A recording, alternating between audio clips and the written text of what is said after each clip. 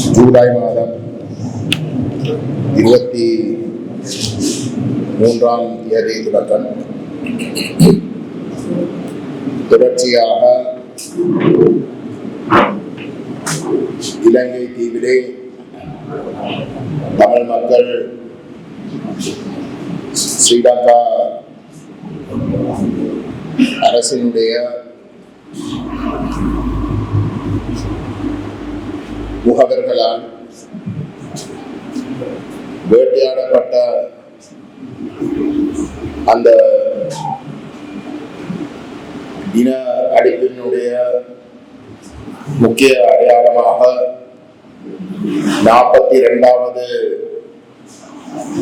ஆண்டுகள் கடந்து இன்றைக்கு நாங்கள் நினைவு கூறுகின்ற இந்த நிகழ்வுக்கு தலைமை தாங்கிக் கொண்டிருக்கும் சிரேஷ்ட சட்டத்தரணி தமிழ் தேசிய கட்சியுடைய தலைவர் திரு ஸ்ரீகாந்த் ஐயா அவர்களே, தமிழ் தேசிய மக்கள் முன்னணியுடைய பொதுச் செயலாளரும் முன்னாள் பாராளுமன்ற உறுப்பினருமான திரு செல்வராஜா ராஜேந்திரன் அவர்களே, சிரேஷ்ட சட்டத்தரணி திரு புவனேஸ்வரன் அண்ணன் அவர்களே, இதுக்கு முன்பதாக இந்த மேடையில் அமர்ந்து உரையாற்றி சென்ற கௌரவ பாராளுமன்ற உறுப்பினர் ஸ்ரீதரன் அவர்களே, தமிழ் தேசிய பசுமை இயக்கத்தின் தலைவர் ஐங்கரநேசன் அண்ணன் அவர்களே, சமூக அரசியல் செயற்பாட்டாளர் திரு சிவமோகன் அண்ணன் அவர்களே, இந்த வருகை தந்திருக்கும் பெரியோர்களே, உங்கள் அனைவருக்கும் என்னுடைய அன்பார்ந்த வணக்கங்கள். இந்த 83ஆம் ஆண்டு கலவரம் நடைபெற்ற பொழுது நான் 9 வயது மாணவனாக கொழும்பில் ரோயல் கல்லூரியில் படித்துக் கொண்டிருந்தேன். 83 ஜூலை கலவரங்கள் நடைபெறுவதற்கு முன்பதாக ஒரு சிறு கொடியனாக முதல் தடவையாக ஆபத்து இருக்கின்றது என்ற அந்த உணர்வு அதே ஆண்டு 83 ஏப்ரல் மாதம் தான் எனக்கு முதல் தடவையாக என்னுடைய மனதிற்கு பட்டது. அந்த குறிப்பிட்ட தினம் ஞாபகத்தில் இல்லை. ஆனால் என்னுடைய தந்தையார் அந்த ஏப்ரல் மாதம் நிகழ்வு நடைபெறுவதற்கு முதல் கிழமை காடிக்கு சென்று அங்கு இருக்கக்கூடிய லயன்ஸ் கிளப்புடைய அழைப்பதில் பேரில் அங்கு ஒரு உரையாற்றியிருந்தார்.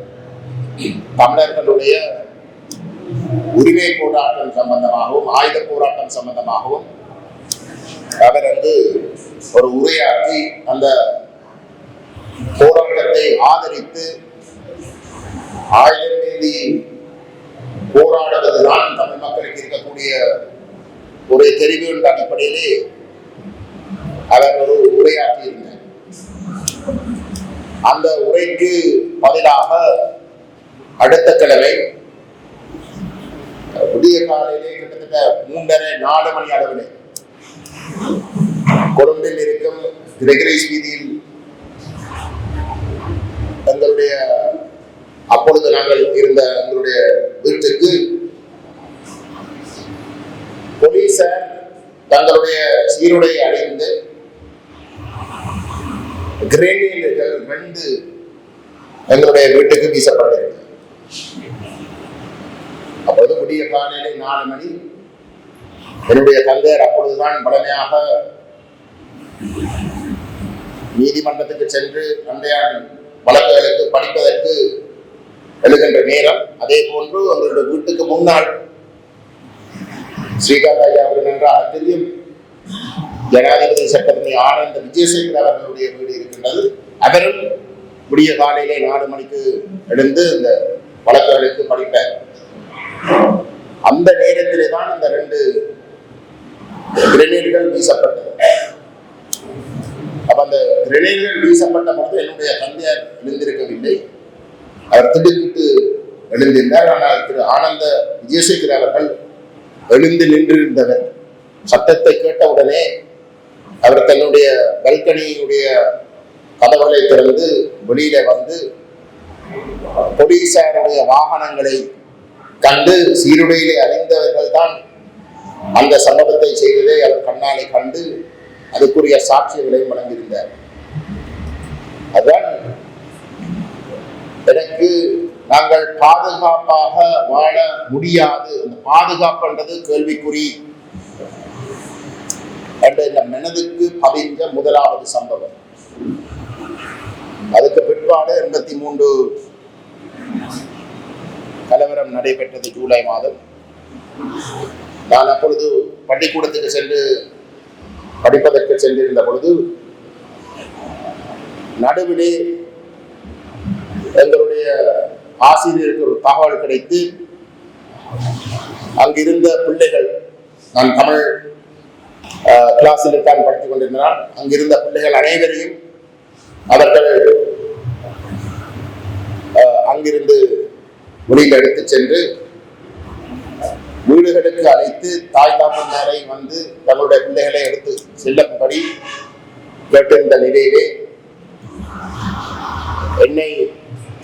என்னுடைய அம்மாவுக்கு உதவியாக என்னையும் என்னுடைய அக்காவை வளர்ப்பதற்கு வந்திருந்த ஒரு சிங்கள அம்மை, அந்த அம்மையார் தான் வந்து என்னை வீட்டுக்கு அழைத்து சென்றிருந்தார். வீட்டுக்கு அழைத்து சென்ற பொழுது மீண்டும் ஒரு முறை திரு ஆனந்த விஜயசேகர் அவர்களுடைய வீட்டில் இருந்து எங்களுக்கு ஒரு தகவல் கிடைத்தது. உடனடியாக தங்களுடைய வீட்டுக்கு வருமாறும் நானும் என்னுடைய அக்காவும் அவருடைய வீட்டுக்கு சென்ற பொழுது நாங்கள் அங்கே ஒழித்து வைக்கப்பட்டோம். கிட்டத்தட்ட ஒரு கிழமை நாங்கள் எங்களுடைய வீடுகளுக்கு செல்லாமல் ஆனந்த விஜயசேகர ஐயா அவர்களுடைய வீட்டிலே நாங்கள் 4 பேர், என்னுடைய தாப்பன், தாய், அக்கா, நாங்கள் ஒரு அறையிலே ஒளிந்து இருந்தோம். நாங்கள் அறைக்கு வெளியிலே மாறவில்லை. ஒரு கிழமை கழிந்ததுக்கு பிற்பாடு எங்களுக்கு சொல்லப்பட்டது, அந்த வீட்டுக்கு உதவியாக இருந்த ஒரு சிலர் கதைக்க தொடங்கி விட்டார்கள். தொடர்ந்து இருப்பது உங்களுக்கு ஆபத்து என்று சொல்லி அதுக்கு பிற்பாடு இன்னும் ஒரு அப்பானுடைய நண்பர், அவரும் ஒரு ஜனாதிபதி சட்டத்தரணி கோஸ்ல விஜயத்திற்கு, அவர்களுடைய வீட்டுக்கு நாங்கள் ரகசியமாக இரவிரவாக கடத்தி செல்லப்பட்டோம். அங்கேயும் நாங்கள் கிட்டத்தட்ட ஒரு கிழமை இருந்ததுக்கு பிற்பாடு அங்கு உதவிக்கு இருந்தவர்கள் நாங்கள் யார் என்பதை அறிந்த பொழுது சில வேளையிலே காட்டி கொடுக்கப்படலாம் என்ற ஒரு பயத்திலே நாங்கள் இன்னொரு வீட்டுக்கு, ஸ்டான்லி வில்லியம்ஸ் என்ற ஒரு ஐயாவுடைய வீட்டுக்கு அழைத்து சென்றார். அப்படித்தான் நாங்கள் மாறி மாறினது என்னுடைய அனுபவம். ஆனால் கொழும்பிலே அந்த காலத்திலே இருந்த தமிழர்களுக்கு அவ்வகையான சிங்கள நண்பர்கள் ஒரு உணர்வோடு அந்த உறவை விரும்புகின்றவர்களாக இருந்தால் அப்படி பலர் பாதுகாக்கப்பட்டது. அப்ப அந்த 9 வயதிலே முதல் தடவையாக ஒரு மரண பயம் என்ற ஞாபகம் அந்த 83 சம்பவங்கள் தான் ஏற்படுத்தின. இன்றைக்கு 42 வருடங்கள் கழிந்தும் தமிழினத்துக்கு அந்த மரண பயம் தொடர்ந்தும் இருக்கின்றது. போர்க்காலத்திலே ஆயுதமேந்தி நாங்கள் போராடின பொழுது இருந்த அந்த பயம் இன்றைக்கு போருக்கு பிற்பாடு, அந்த ஆயுத போராட்டம் மௌனிக்கப்பட்டதுக்கு பிற்பாடு தொடருகிறது.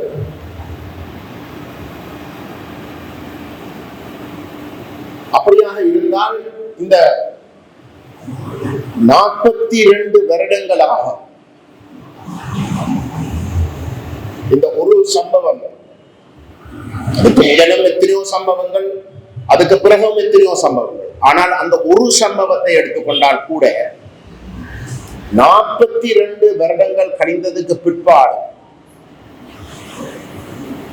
பாதிக்கப்பட்டவர்களாக தமிழர்கள் தொடர்ந்தும் அதே மரண பயத்திலே வாழ்ந்து கொண்டிருக்கிறார்கள். அந்த பயத்தை ஏற்படுத்துகின்றவர்களும் அதே மனோநிலையோடு இன்றைக்கும் செயல்படுகிறார்கள் என்பதுதான் நாங்கள் முக்கியமாக எடுக்க வேண்டிய பாடம், கற்றுக்கொள்ள வேண்டிய பாடம். இந்த நேற்று இன்று நாளை என்ற தலைப்பிலே பேசுகின்ற பொழுது உண்மையே அப்படி வேறுபடுத்தி நாங்கள் பார்க்கலாமா? நேற்று இன்று நாளை என்றால் அதெல்லாம் உண்டாகத்தானே இருக்க போகிறது. எந்த விதமான மாற்றம் நடக்கவில்லை என்ற ஒரு பதில்தான் இந்த 3 கேள்விகளுக்கும் நாங்கள் கொடுக்கிறோமாக இருந்தால் அதே ஒரு முக்கியமான ஒரு பொருளாக நாங்கள் எடுத்துக்கொள்வோம். அதுதான் மிக முக்கியமான. இந்த நேற்று நடைபெற்ற சம்பவங்கள்ல இருந்து மாற்றங்களை நாங்கள் கொண்டு வர முடியாவிட்டால் இன்றைக்கும் நாளைக்கும் நேற்றே போலேதான் நடைபெறும் என்றதுதான் அந்த அர்த்தம்.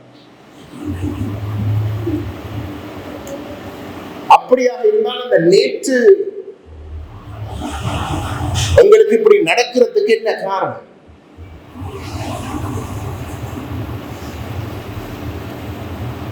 இந்த 83 கலவரத்திலே தெலுங்கு அமைப்பினுடைய முக்கியமான தலைவர்கள் குற்றவாளிகளாக நீதிமன்றத்தால் தீர்ப்பு வழங்கப்பட்டு அந்த நீதிமன்றத்திலே அவர்கள் வழங்கின அவர்களுடைய டாக் ஸ்டேட்மெண்ட்ஸ், அவர்களுடைய இந்த கூட்டு வாக்குமூலத்தை படிக்கின்ற பொழுது அவர்கள் தெளிவாக சொல்லுகிறார், இலங்கையுடைய கட்டமைப்பு தங்களுக்கு நீதியை வழங்கப் போவதில்லை என்று, தங்களுக்கு என்ன நடக்க போறது என்பதை தாங்கள் தெளிவாக விளங்கி கொண்டுதான் அதனை பேசுகிறார். அதனுடைய விளைவுகளையும் தாங்கள் ஏற்றுக்கொள்வதற்கும் தயாராக இருக்கிறோம். அது தங்களுக்கு ஒரு பெரிய சுமை அல்ல. ஏனென்றால் அவர்களுக்கு ஒரு நம்பிக்கை இருந்தது. தாங்கள் உறுதியாக இன்றைக்கு இந்த கொள்கைக்காக நின்று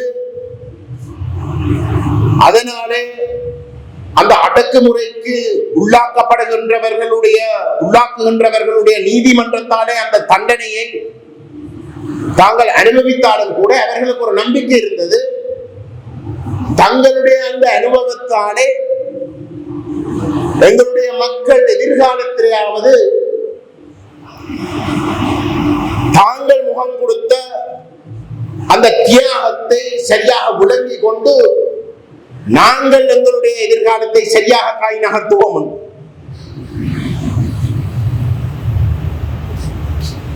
அதுதான் அந்த நேற்று.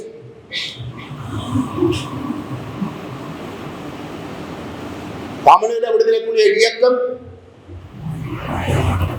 அதுக்கு பிற்பாடு எத்தனையோ தியாகங்களை செய்தது.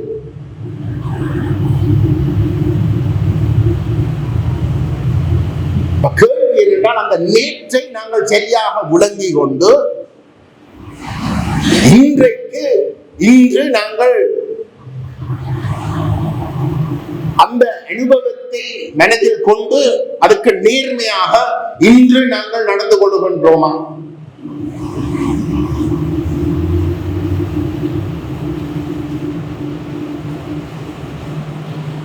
இந்த ஆயுத போராட்டம் தொடங்கின பொழுது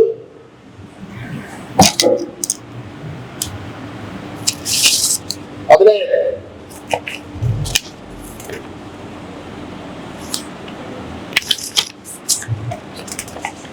இந்த வாக்குமூலத்திலே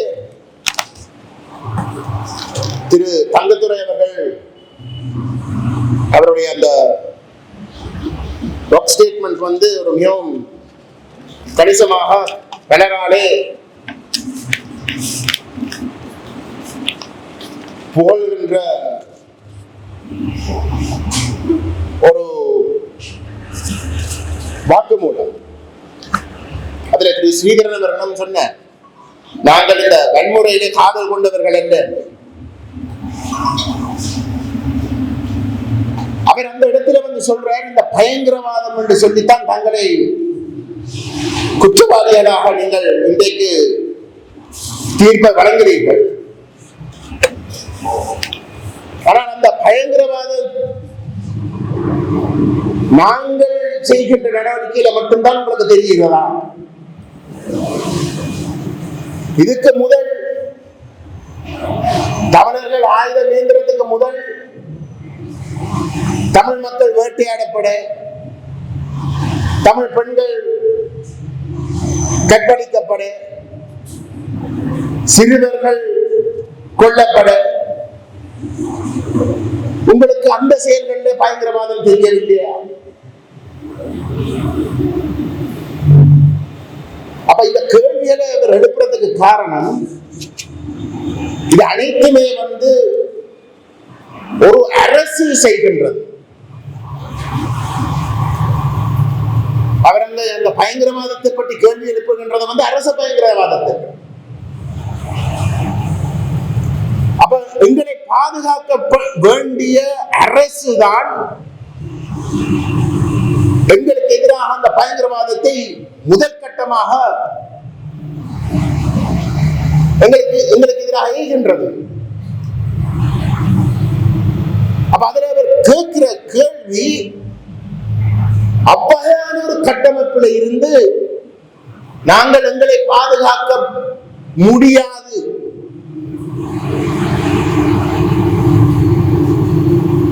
அதான் எங்களுடைய வரலாறு. நாங்கள் சும்மா சிங்கள மக்களையோ சிங்கள அரசியல்வாதிகளையோ தலைவர்களையோ வெறுக்கிறவர்களாக பிறந்தது கிடையாது. அவர்களுக்கு எதிராக ஆயுதமேந்தி போராட வேண்டிய ஒரு இடத்துக்கு நாங்கள் தள்ளப்படுறோமாக இருந்தால் அதுக்கு ஒரு வரலாறு இருக்கின்றது. நாங்கள் எங்களை பாதுகாக்க முடியாத ஒரு கட்டமைப்பு இருக்கின்றது, ஒரு அரசு கட்டமைப்பு. அந்த கட்டமைப்பு ஒரு ஒற்றையாட்சி கட்டமைப்பு. அந்த ஒற்றையாட்சி கட்டமைப்பிலே சிங்கள பௌத்த தேசியவாதம் அந்த கட்டமைப்பை ஆக்கிரமித்துக் கொண்டிருக்கின்ற பொழுது, அந்த சிங்கள பௌத்த தேசியவாதம் எங்களை எதிரியாக பார்க்கின்ற பொழுது நாங்கள் எங்களை பாதுகாக்க முடியாத ஒரு நிலைக்கு தள்ளப்படுகின்றோம்.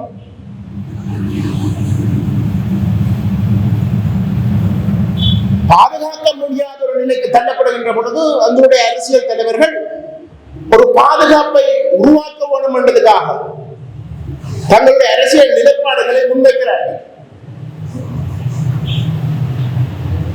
சிங்கள மக்களோட தொடர்ந்தும் வாழ்வதற்கு, ஆனால் எங்களுடைய பாதுகாப்பை உறுதிப்படுத்தக்கூடிய வகையிலே இந்த கட்டமைப்புகளை மாற்றியமைக்க வேண்டும் என்ற கோட்பாட்டினுடைய ஒரு வடிவம் தான் இந்த சமஷ்டி என்ற கோட்பாடு. ஒற்றையாட்சி எங்களை பாதுகாக்காது, எங்களுடைய இடங்களிலே நாங்கள் பாதுகாப்பாக இருப்பதற்கு, எங்களுடைய இருப்பை உறுதிப்படுத்துவதற்கு ஒரு சமஷ்டி ஆட்சி முறையாவது எங்களுக்கு அவசியம் என்று முன்வைக்கின்ற கோட்பாடுகளை சிங்கள மக்கள் தொடர்ச்சியாக நிராகரித்து தொடர்ந்து நமக்கு எதிராக அந்த வன்முறை அவர்கள் நடத்தத்தான் ஆயுதத்தை ஏற்றி நாங்கள் எங்களுக்கு ஒரு தனிநாடையாவது நாங்கள் அமைக்க வேண்டும் என்ற ஒரு நிலைக்கு தள்ளப்படுகின்றோம். அதைத்தான் அவர் சுருக்கமாக அவர் ஒரு குற்றவாளியாக நீதிமன்றம் தீர்மானித்த இடத்திலே அவர் அந்த இடத்திலே சுட்டிக்காட்ட விரும்புகிறார்.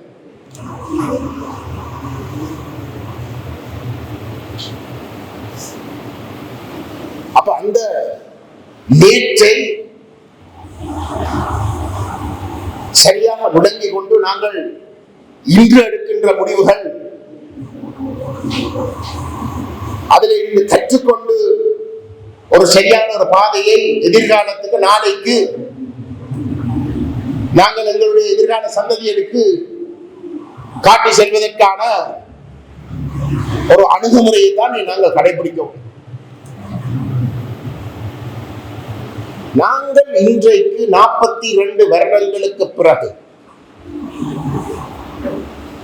இவ்வகையான நிகழ்வுகளை நாங்கள் செய்வோமாக இருந்தால் அது வெறுமனே நினைவு கூறுவதற்கான நிகழ்வுகளாக இருந்து ஒரு பிரயோசனம் இல்லை. நாங்கள் ஒவ்வொரு வருஷமும் இங்கே வந்து இந்த நினைவை பற்றி சும்மா கதைச்சு போட்டு அழுது போட்டு நாங்கள் இழந்தவர்களை ஞாபகப்படுத்தி நாங்கள் போறதுல ஒரு அர்த்தமும் கிடையாது. நாங்கள் உண்மையிலே கேட்க வேண்டியது அந்த அனுபவத்தில இருந்து நாங்கள் கற்றுக்கொண்ட பாடங்களுக்கு நாங்கள் விசுவாசமாக இன்றைக்கு தொடர்ந்து செயல்படுகின்றோமா?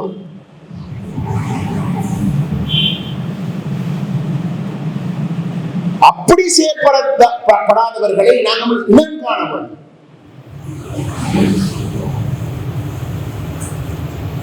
முள்ளிவாய்க்காலே ஒவ்வொரு வருஷமும் பெரிய அளவில் மக்கள் கலந்து கொள்வார். முள்ளிவாய்க்கால் நடந்த பொழுது அந்த இறுதி கட்டங்கள் நடைபெற்ற பொழுது எங்களுக்கு தெளிவாக சொல்லப்பட்டது, நாங்கள் எங்களுடைய அடிப்படை அரசியல் அபிலாஷைகள் எல்லாத்தையும் கைவிட்டு ஒற்றையாட்சிக்குள் இருக்கக்கூடிய 13ஆம் திருத்தத்தை ஏற்றுக்கொண்டால் அந்த போரை உடனடியாக நிப்பாட்டி ஒரு தேர்தலை வைத்து இந்த பிரச்சனையை முடிவுக்கு கொண்டு வரலாம்.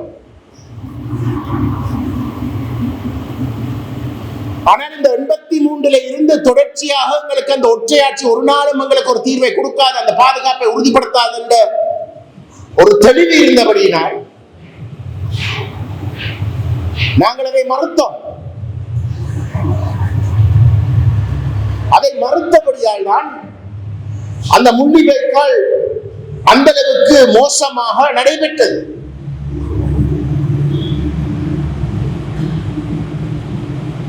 அன்றைக்கு இருந்த தலைமைத்துவம் தமிழ் மக்களுடைய அனுபவத்துக்கு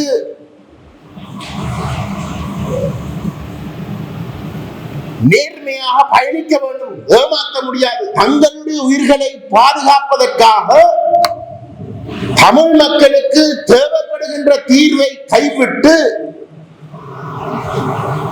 ஒரு தவறான தீர்வுக்கு இணங்கி தங்களுடைய உயிர்களை மட்டும் காப்பாற்றுவதற்காக செயற்படக்கூடாது என்று தெளிவாக இருந்த காரணத்தினால்தான் அவர்கள் திட்டமிட்டு அளிக்கப்பட்டார்.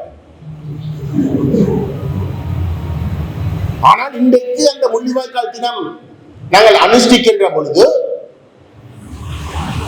அந்த அரசியல் எல்லாத்தை மறந்து இன்றைக்கு அந்த ஒற்றையாட்சிக்குள் தீர்வை ஏற்கிறதுக்கு தயாரானவர்களையும் கூட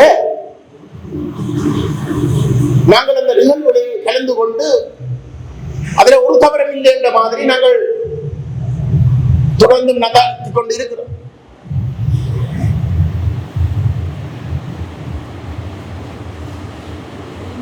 இன்றைக்கு இந்த மேடையில் அழைக்கப்பட்டவர்கள் தெளிவாக அந்த அனுபவத்தை சரியாக விளங்கிக் கொண்டு அதுக்கு நேர்மையாக பயணிக்கிறதுக்காவது அவர்கள் தயாராக இருக்கிறார்கள் என்ற அடிப்படையில் தான் இந்த மேடையில் இருக்கிறவர்கள் அடையாளப்படுத்தி இருக்கிறார்கள் என்று நான் நம்புகிறேன். வேற பலரை வந்து நாங்கள் கூப்பிட்டு இருக்கலாம். ஸ்ரீகாந்த் ஐயாவுக்கு பல நண்பர்கள் இருக்கிறார்கள்.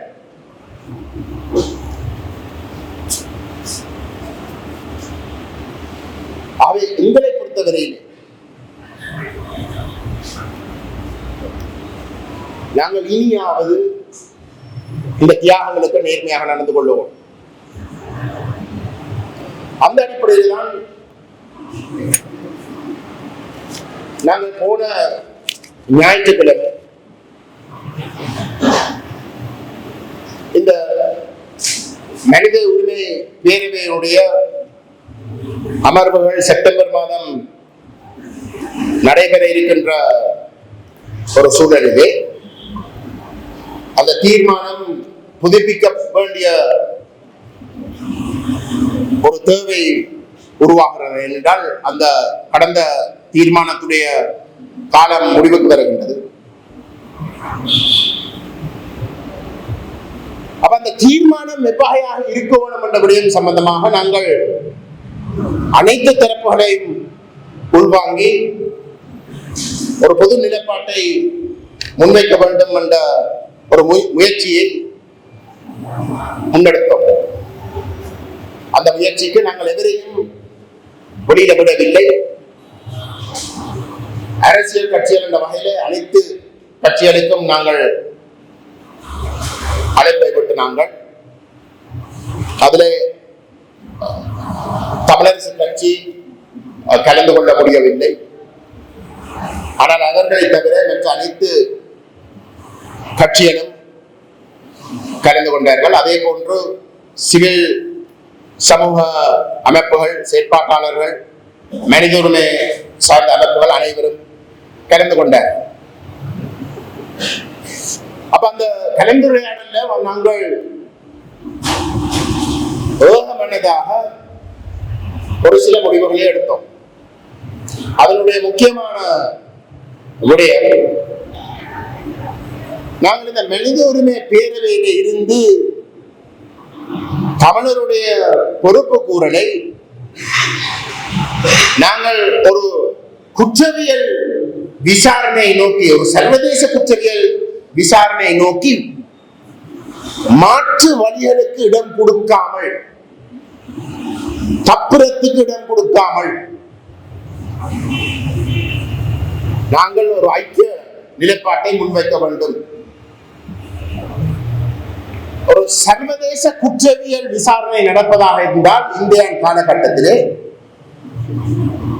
தமிழ் மக்களுக்கு 3 தெரிவுகள் இருக்கின்றன. ஐநா கட்டமைப்பை எடுத்துக்கொண்டால் 2 தெரிவுகள் இருக்கின்றன. ஒன்று சர்வதேச குற்றவியல் நீதிமன்றம் ஐசிசி, மற்றது international court of justice ICJ. இந்த ஐசிசி சர்வதேச குற்றவியல் நீதிமன்றம் என்பது ஒரு நிரந்தர நீதிமன்றம். 2002ஆம் ஆண்டில் இருந்து அது நிரந்தர நீதிமன்றமாக இன்றைக்கு இயங்கிக் கொண்டிருக்கின்றது. அந்த நீதிமன்றத்திலே உறுப்பு நாடுகள், அதாவது ரோம் ஸ்டாட்யூட், ரோம் சட்டத்தை அங்கீகரித்த நாடுகளை விசாரிப்பதற்கு அந்த நீதிமன்றத்துக்கு உரிமை இருக்கின்றது. ஆனால் இலங்கை அந்த ரோம் சாசனத்தை கைச்சாத்திடவில்லை. அந்த நீதிமன்றத்துக்கு ஆஜராக கூடாதுன்றதுக்காக அவர்கள் 2002ஆம் ஆண்டு அந்த சந்தர்ப்பம் கிடைத்த பொழுது, அப்பொழுது ரணில் விக்ரமசிங்க தான் பிரதமராக இருந்தார். அவர் பெரிய அளவில் வந்து தன்னையை பாராட்டிக் கொள்றது என்னென்றால், இலங்கையுடைய ராஜபக்ச போன்ற தரப்புகள் எல்லாத்தையும் காப்பாற்றுற வந்து தான் என்னடா தான் அது அந்த நேரத்தில் வந்து அந்த ரோம் ஸ்டாட்யூட்ல வந்து அந்த சாசனத்துல கைச்சாத்திடவில்லை. அப்ப அந்த நிலையிலே இலங்கை அந்த சட்டத்தை அங்கீகரிக்காத நிலையிலே இலங்கையை அந்த நீதிமன்றம் விசாரிப்பதாக இருந்தால் ரெண்டு வழிகள் தான் இருக்கின்றது. முதலாவது, பாதுகாப்பு சபை இலங்கையை அந்த நீதிமன்றத்துக்கு வாரண்ட் கொடுக்க வேண்டும். பாதுகாப்பு சபை, செக்யூரிட்டி கவுன்சில் இலங்கையை சர்வதேச குற்றவியல் நீதிமன்றத்துக்கு நாங்கள் வாரண்ட் கொடுக்கின்றோம், நீங்கள் இந்த குற்றங்களை முழுமையாக விசாரிக்க சொல்லி அவர்களுக்கு ஒரு மெண்டேட்டை வழங்குகின்ற பொழுது அந்த விசாரணை நடத்தலாம். ஆனால் அதை தாண்டி அந்த சட்டத்தை அங்கீகரிக்காத, ரோம் சாசனத்தை அங்கீகரிக்காத நாடுகளையும் அந்த நீதிமன்றம் விசாரிக்க ஆரம்பித்திருக்கின்றது. அப்ப இலங்கை போன்ற நாடுகள் அந்த நீதிமன்றத்துக்குள்ளே போய் சிக்கப்படக்கூடாது என்று விரும்புகிற நாடுகளையும் கூட, இலங்கை போன்ற நாடுகளையும் கூட அந்த ஐசிசி நீதிமன்றம் விசாரிக்க ஆரம்பித்திருக்கின்றது. அதை எப்படி செய்கிறார்கள் என்றால், அந்த சட்டத்தை அங்கீகரிக்காத ஒரு நாட்டுக்குள்ளே இருக்கக்கூடிய பாதிக்கப்பட்ட மக்கள் அந்த ரோம் சாசனத்தை அங்கீகரிக்காத அரசு அந்த நாட்டுக்குள்ளே ஒரு குறிப்பிட்ட இனத்தை குறிவைத்து அவர்களை அழிக்கின்ற நோக்கோடு செயல்படுகின்ற பொழுது, அல்லது அவர்களுக்கு எதிராக அவர்களுக்கு உயிருக்கு ஆபத்தை ஏற்படுத்தி அவர்களை அழிக்கின்ற நோக்கத்தோடு செயல்படுகின்ற பொழுது, அந்த மக்கள் தவிர்க்க முடியாமல் வெளியேற வேண்டிய ஒரு இடத்துக்கு தள்ளப்படுறார்கள். அவர்களுடைய விருப்பத்துக்கு மாறாக தங்களுடைய உயிர்களை காப்பாற்றுவதற்கு அவர்கள் வெளியேற வேண்டிய ஒரு இடத்துக்கு தள்ளப்படுறாங்க. அந்த குற்றங்களில் இருந்து தாங்கள் தப்பித்துக் கொள்வதற்கு அவ்வாறிலே தப்புற மக்கள் போய் ஒரு உறுப்பு நாட்டுக்குள் நுழைகின்ற பொழுது, அந்த ரோம் சாசனத்தை அங்கீகரித்த ஒரு நாட்டுக்குள்ளே நுழைகின்ற பொழுது, அந்த குற்றம் எல்லையை தாண்டி தொடர்ந்து நடைபெறுகின்றது என்பதை கருதி அந்த உறுப்பு நாடு ஊடாக அந்த குற்றத்தை நடத்துகின்ற நாட்டையும் விசாரிக்கலாம் என்ற ஒரு தீர்ப்பை அவர்கள் எடுத்திருக்கிறார். அந்த வகையிலே மியான்மரிலே ரோஹிங்யா முஸ்லிம் மக்களுக்கு எதிராக நடைபெறுகின்ற அந்த இன அழிப்பை மியான்மர் நாடு அந்த ஐசிசி சாசனத்தை அங்கீகரிக்காமல் இருந்தாலும் கூட இன்றைக்கு மியான்மரிலே நடைபெறுகின்ற அனைத்து குற்றங்களை, அந்த அரசாலே மேற்கொள்கின்ற ரோஹிங்கா மக்களுக்கு எதிராக மேற்கொள்கின்ற அனைத்து குற்றங்களையும் விசாரிக்கிறதுக்கு அனுமதி வழங்கப்பட்டிருக்கிறது. அதே போன்று அமெரிக்காவும் இந்த ரோம் சாசனத்தை கைச்சாத்திடவில்லை. அமெரிக்கா ஆப்கானிஸ்தானிலே நடத்தின குற்றங்களை இன்றைக்கு ஐசிசி விசாரிக்கிறதுக்கு அனுமதி கேட்டிருக்கின்றது நீதிமன்றத்தால். அது எப்படி என்றால் ஆப்கானிஸ்தான் நாடு ரோம் சாசனத்தை அங்கீகரித்திருக்கின்றது. அமெரிக்காவுடைய ராணுவம் ஆப்கானிஸ்தானுக்கு வந்து அங்கு நடத்தின குற்றங்களை ஒரு உறுப்பு நாட்டுக்குள்ளே அந்த ரோம் சாசனத்தை அங்கீகரிக்காத நாட்டினுடைய ராணுவம் வந்து குற்றங்களை மேற்கொள்கின்ற பொழுது, அந்த நாட்டினுடைய, அதாவது அமெரிக்காவுடைய ரோம் சாசனத்தை அங்கீகரிக்காத நாட்டினுடைய ராணுவத்தையும் கூட விசாரிக்கலாம் ஒரு தீர்மானத்தின் அடிப்படையிலே அந்த விசாரணையில் நடைபெற்றுக் கொண்டிருக்கின்றது. இஸ்ரேலுக்கு எதிராகவும் இன்றைக்கு விசாரணை நடைபெற்றுக் கொண்டிருக்கின்றது. அதே போன்று ஐசிஜே என்றால் அரசுகள் இன்னொரு அரசை அந்த ஐசிஜே நீதிமன்றத்துக்கு முன்னாலே கொண்டு நிறுத்தி அவர்களை விசாரிக்கிறதுக்குரிய ஒரு முறை. ஆனால் ஐசிஜேக்கு போவதாக இருந்தால் ஏதோ ஒரு அரசு தமிழர்களுடைய விவகாரத்தை ஏற்று அதை அந்த நீதிமன்றத்துக்கு கொண்டு போவதற்கு தயாராக இருக்க வேண்டும். ஐநா கட்டமைப்பை எடுத்துக்கொண்டால் இந்த ரெண்டு தெரிவுகள் தான் எங்களிடம் இருக்கின்றது. இதுக்கு மேலதிகமாக மூன்றாவது தெரிவு, உறுப்பு நாடுகள் யூனிவர்சல் ஜூரிஸ்டிக்ஷன் என்ற கொள்கையை பயன்படுத்தி அந்தந்த நாடுகளிலே, அந்தந்த நாடுகளுடைய நீதிமன்றங்களிலே குற்றவாளிகளாக சந்தேகிக்கின்ற நபர்கள் அவர்களுடைய அந்த நியாயத்திற்குள் வருகின்ற பொழுது அவர்களுக்கு எதிராக அந்தந்த நாடுகள் அந்த குற்றவியல் விசாரணைகளை மேற்கொள்ளும். அப்ப ஐநா கட்டமைப்பிட எங்களுக்கு இந்த 2 தெரிவுகள் தான் இருக்கின்றது. இந்த 2 தெரிவுகளை உடனடியாக ஆரம்பிக்க வேண்டும் என்ற அடிப்படையிலே நாங்கள் ஒரு தீர்மானம் எடுத்திருந்தோம். இனியும் நாங்கள் காலத்தை தாமதிக்காமல் ஐசிசிக்கும் ஐசிஜேக்கும் இந்த விசாரணைகளை மேற்கொள்வதற்கு உடனடி நடவடிக்கை எடுக்க சொல்லி நாங்கள் தீர்மானித்திருந்தோம். அந்த குற்றங்களும் இன அழிப்பு, மனித குலத்துக்கு எதிரான குற்றம், மற்றது போர் குற்றங்கள், இந்த 3 விடயங்களையும் நாங்கள் வலியுறுத்தியிருந்தோம். ஒரு சிலருக்கு ஒரு கருத்து இருக்கின்றது, நாங்கள் இனப்படுகொலையை மட்டும்தான் நாங்கள் வலியுறுத்த வேண்டும். ஆனால் இந்த 3 குற்றங்கள் வெவ்வேறு குற்றங்களாகத்தான் சர்வதேசம் அங்கீகரித்திருக்கின்றது. இனப்படுகொலை நிரூபிக்கப்பட்டால் போர் குற்றம், மனித குலத்துக்கு எதிரான குற்றங்கள் நிரூபிக்க வேண்டிய தேவை இல்லை என்று எதிரும் சொல்ல முடியாது. அது வேறு வேறு குற்றங்கள்.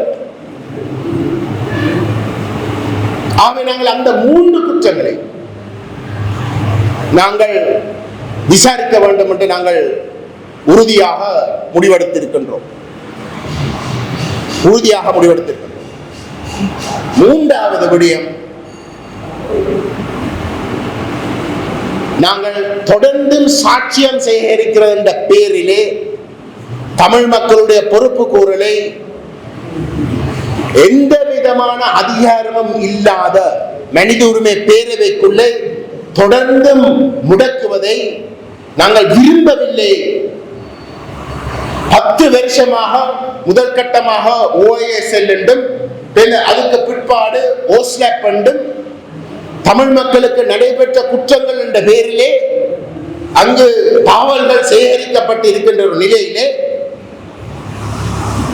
இதை தாண்டியும் அந்த கட்டமைப்புகள், விசேஷமாக மனித உரிமை ஆணையாளருடைய அலுவலகம் சாட்சியங்களை சேகரிக்கப் போவதில்லை என்பதை நாங்கள் உணர்ந்திருக்கின்ற நிலையிலே அந்த சாட்சியங்களை வைத்து இந்த நீதிமன்ற குற்றவியல் விசாரணைகளை மேற்கொள்ள வேண்டும் என்ற ஒரு முடிவையும் நாங்கள் எடுத்திருக்கோம்.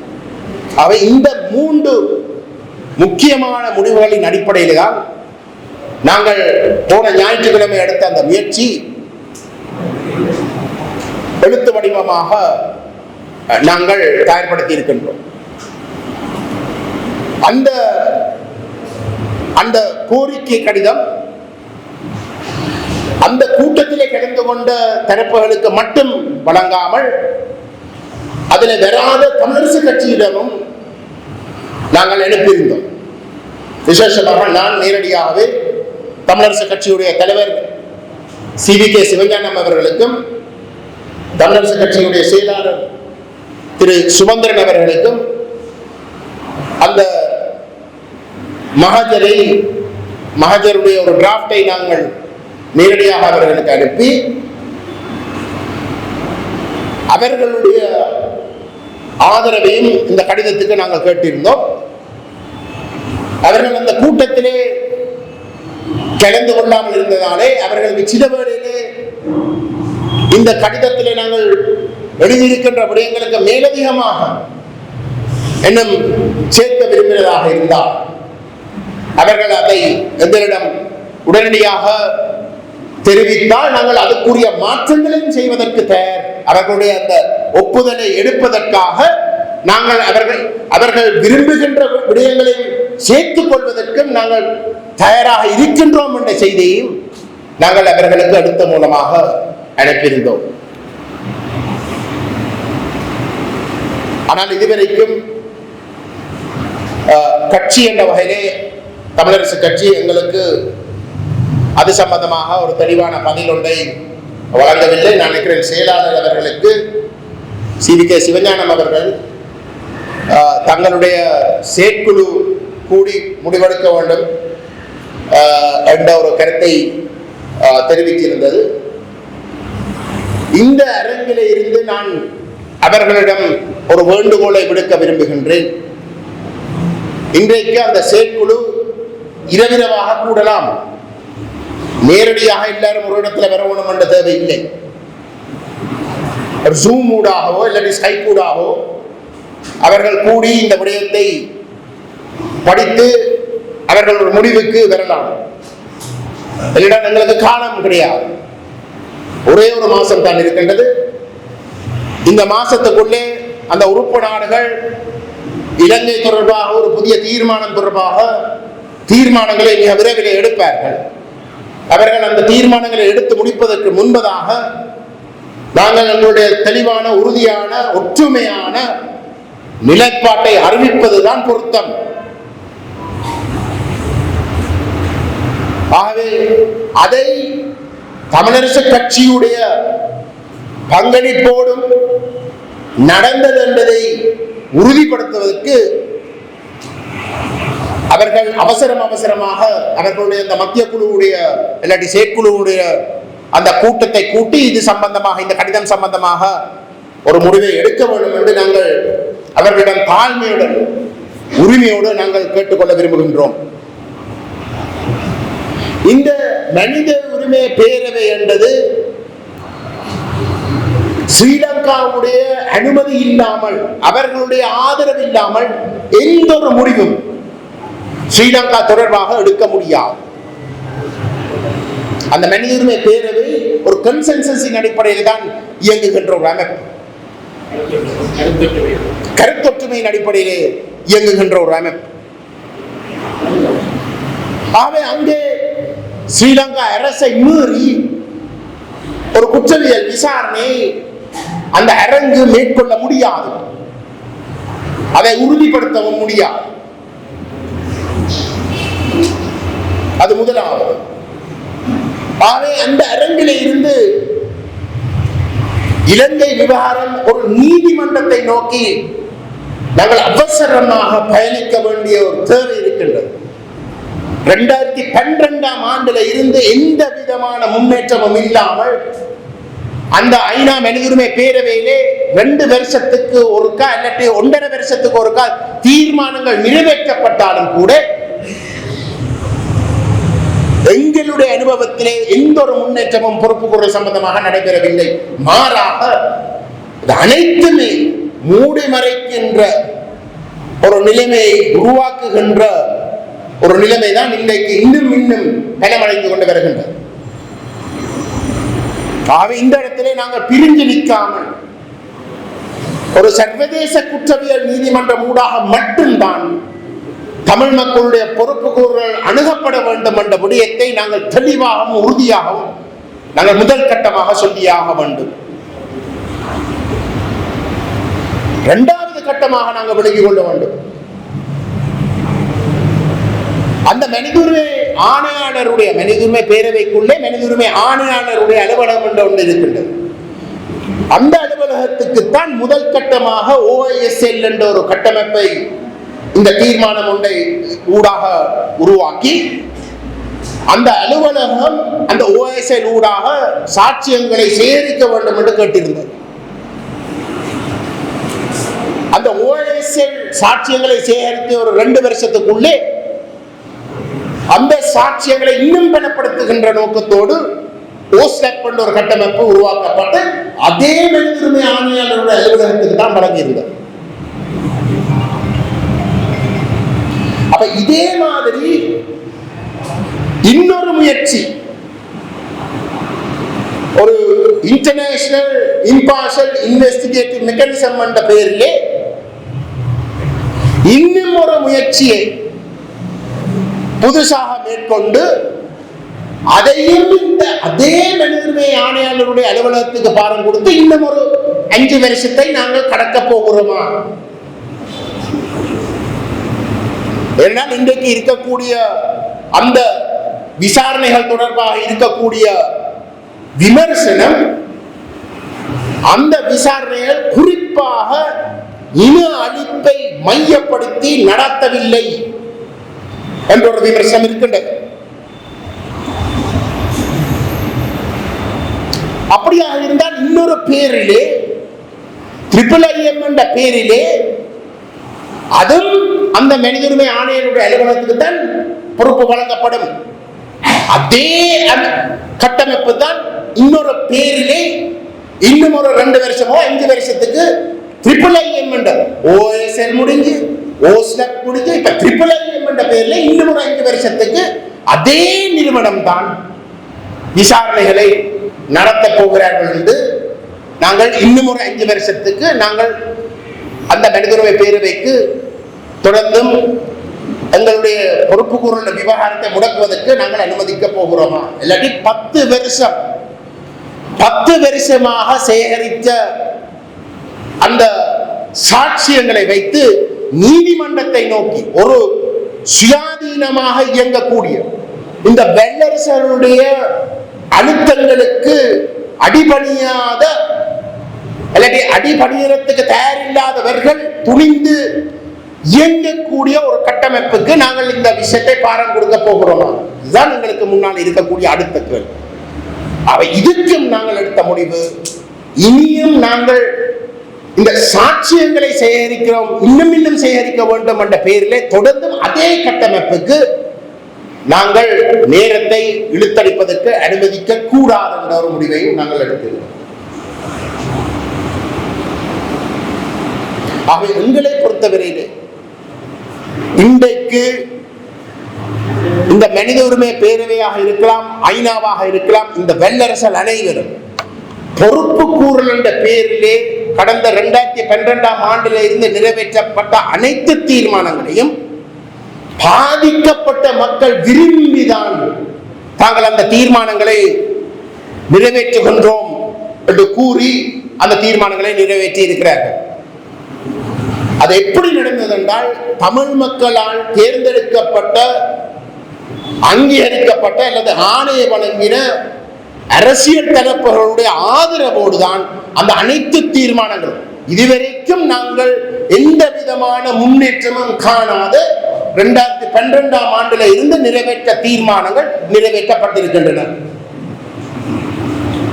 அப்ப தமிழ் மக்களுடைய ஆணையை காட்டித்தான் பிரயோசனமற்ற தீர்மானங்கள் நிறைவேற்றியிருக்கிறது என்றால், நாங்கள் இன்றைக்காவது ஒன்றிணைந்து தமிழ் மக்களுக்கு உண்மையிலே தேவைப்படுகின்ற விடயங்களை வலியுறுத்தினால் மட்டும்தான் இந்த வெள்ளரசருக்கும் வேறு வேறு நிகழ்ச்சிகளில் ஓடுகின்றவர்களுக்கும் தப்பித்துக் கொள்வதற்கு ஒரு இடத்தை கொடுக்காமல் நாங்கள் அனைவரும் ஏகமனதாக ஒரு நிலைப்பாட்டை வலியுறுத்தினால் மட்டும்தான் நாங்கள் எங்களுடைய பொறுப்பு கூறலை முன்னுக்கு கொண்டு போவதற்கான சந்தர்ப்பத்தையாவது நாங்கள் உருவாக்கக்கூடியதாக இருக்கும். அந்த அடிப்படையில் தான் இந்த முயற்சி மேற்கொள்ளப்பட்டது. இந்த 42 வருடங்கள் கழிந்து ஜூலை இனப்படுகொலை போன்ற சம்பவங்கள் எதிர்காலத்திலும் நடக்கால் இருப்பதாக இருந்தால் ஆக குறைந்தது அந்த அனைத்து சம்பவங்கள் தொடர்பாக அதிலே ஈடுபட்டவர்கள் நிச்சயமாக விசாரிக்கப்படுவார்கள் என்ற ஒரு ஆபத்தை உருவாக்காமல் நாங்கள் அவ்வகையான சம்பவங்கள் எதிர்காலத்திலேயும் நடக்காமல் இருக்கிறதை உறுதிப்படுத்த முடியாது. அதனால்தான் இந்த பொறுப்பு கூறல் விடயம் கட்டாயம் நடத்தியாக வேணும் என்ற ஒரு தாகம் எங்களிடம் இருக்க வேண்டும். அரசியல் தீர்வென்பது அரசியல் ரீதியாக இந்த இனப்படுகொலை செய்வதற்கான அந்த தேவை அரசியல் தீர்வு நாங்கள் கிடைக்கின்ற பொழுது, எங்களுக்கு கிடைக்கின்ற பொழுது, தமிழ் தேசம் அங்கீகரிக்கின்ற பொழுது, ஒரு இனப்படுகொலை செய்தாலும் பிரயோசனம் இல்லை என்றால் தமிழ் தேசம் ஏற்கனவே அங்கீகரிக்கப்பட்டிருக்கின்றது அரசியல் ரீதியாக. அப்ப அதையும் எதிர்காலத்திலே அவ்வகையான இனப்படுகொலை நடைபெறுவதற்கு அது ஒரு பிரயோசனமற்ற ஒரு செயலாக அந்த அரசியல் தீர்வு உறுதிப்படுத்தும். அதே போன்று நபர்களுக்கு பயத்தை ஏற்படுத்தும். தாங்கள் அவ்வகையிலே செயல்பட்டால் சட்டம் அவர்களை வேட்டையாடும் என்ற ஒரு பயத்தை ஏற்படுத்துவதற்கு இந்த பொறுப்பு கூறல் விடயம் முன்னுக்கு நிறைவேற்றி ஆகவன். அவை இந்த 2 விடயம், அரசியல் தீர்வு விடயமும் பொறுப்பு கூறல் என்ற விடயமும் தவிர்க்க முடியாத மிக முக்கியமான கோரிக்கைகளாக தமிழ் மக்கள் ஒன்றிணைந்து முன்வைக்க வேண்டும். எங்களை பொறுத்தவரையிலே அந்த நேற்றென்ற வரலாற்றில் இருந்து நாங்கள் சரியான பாடங்களை கற்றுக்கொள்வதாக இருந்தால் அதுதான் அந்த பாடம். அந்த பாடத்தை சரியாக இன்றைக்கு நாங்கள் நடைமுறைப்படுத்தினால் மட்டும்தான் நாளைக்கு பாதுகாப்பாக நாங்கள் வாழக்கூடிய ஒரு நிலைமையை உறுதிப்படுத்துவோம். ஆகவே அந்த தியாகிகளுக்கு நாங்கள் இன்றைக்கு செய்யக்கூடிய அந்த நேர்மையான பாதையை தேர்ந்தெடுத்து அதுக்கு விசுவாசமாக விட்டு கொடுக்காமல் செயல்படுவது மட்டும்தான் அவர்களுக்கு செய்யக்கூடிய ஒரு மிகச்சிறந்த அஞ்சலியாக கூறி, அதை இந்த நிகழ்வு இன்னும் பலமாக ஒரு அழுத்தத்தை ஏற்படுத்தி நடத்துவதற்கு உதவ வேண்டும் என்று கேட்டுக்கொண்டு இந்த வாய்ப்புக்கு நன்றி கூறி விடைபெறுகிறேன்.